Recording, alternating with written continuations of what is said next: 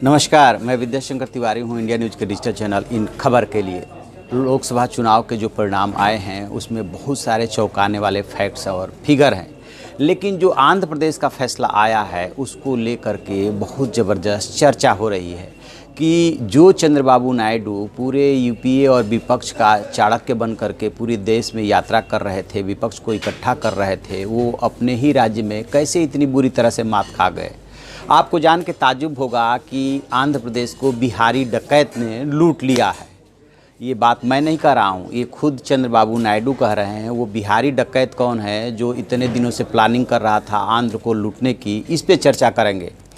दरअसल वो बिहारी डकैत जिसकी वो बात कर रहे हैं वो हैं प्रशांत किशोर, जो कि कहने के लिए तो जेडीयू के उपाध्यक्ष हैं, लेकिन पिछले 2 साल से मई 2017 से वो जुड़ गए थे जगन रेड्डी से, और वहाँ पे उनके इलेक्शन कैंपेन की तैयारी 2 साल पहले से शुरू कर दी थी। इसके लिए उन्होंने कुल 35 स्कीम्स बनाई थी, 17 जो है ऑन ग्राउंड बनाई थी और 18 जो है ऑनलाइन बनाई थी योजनाएं, जिसमें उनकी सबसे बड़ी योजना ये थी जगन रेड्डी की कि 25,000 किलोमीटर की उन्होंने यात्रा की। इस दौरान जो है लगभग उन्होंने 2 करोड़ लोगों से संपर्क साधा। इसके अलावा जिस तरह से उन्होंने बिहार विधानसभा चुनाव लड़ाया था उसी तर्ज पे अलग अलग ग्राउंड वर्क जगन रेड्डी को से कराया, उनकी पार्टी से कराया। उसमें उन्होंने कुछ ऐसे लोग छांटे पूरे प्रदेश में जिनकी इमेज जो है न्यूट्रल की थी, और उनसे मांगा कि प्रदेश के विकास के लिए आप अपना सुझाव दीजिए। इसके अलावा जगन रेड्डी ने जो है चिट्ठी लिखी लोगों को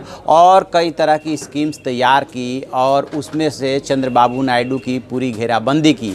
इस बताते ये हैं कि जैसे जैसे जगन रेड्डी की कार्यक्रम जो है परवान चढ़ने लगे, लोगों का समर्थन मिलने लगा, चंद्रबाबू नायडू को आभास हो गया कि उनके किले में सेंध लगनी जा रही है, तो उन्होंने ये आरोप लगा दिया कि वोटर लिस्ट से वोटरों के नाम कटवा रहे हैं प्रशांत किशोर, और ये जो बिहारी डकैत आया है इसको बर्दाश्त नहीं करेगा प्रदेश।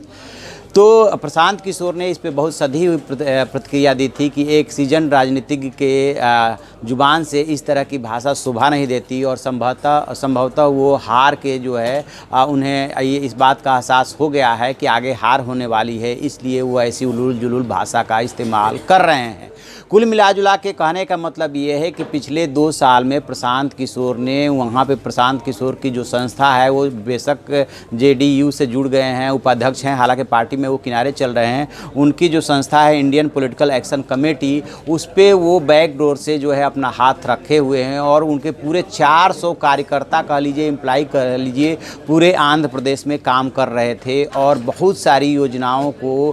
उन्होंने जो आम आदमी को टच कर रही थी उसको प्लान किया, उसमें लोगों की सहभागिता सुनिश्चित की, उनसे राय ली, और इस वजह से जगन रेड्डी जो है लोकप्रिय होते चले गए, और लोगों को ये विश्वास दिलाने में कामयाब रहे कि यदि मैं बना तो आंध्र का विकास ऐसे करूंगा। जो चंद्रबाबू नायडू के अगेंस्ट जो सबसे बड़ा फैक्टर काम कर रहा था कि आपने 4 साल तक एनडीए गवर्नमेंट में आपके 2 मंत्री रहे, लेकिन आप राज्य को स्पेशल स्टेटस नहीं दिलवा पाए। बात आई चुनाव की, तब आपने दिखावे के लिए वहाँ अपने दोनों मंत्रियों से, वाईएस चौधरी से और गजपत राजू से इस्तीफ़ा दिला दिया। तो इस वाले मामले पे काफ़ी घेराबंदी हुई। एक बात और है कि चंद्रबाबू नायडू को इस बात के लिए भी जिम्मेदार माना जाता है कि जो आंध्र प्रदेश का बंटवारा हुआ वो जो है उसमें इन्होंने उसे रोकने का प्रयास नहीं किया। 2013-14 में बंटवारा हुआ था, और इसका नतीजा ये हुआ कि जिस तरह से उत्तर प्रदेश और उत्तराखंड में उत्तराखंड अलग हो जाने के बाद उत्तराखंड को राजस्व की दिक्कत रहती है,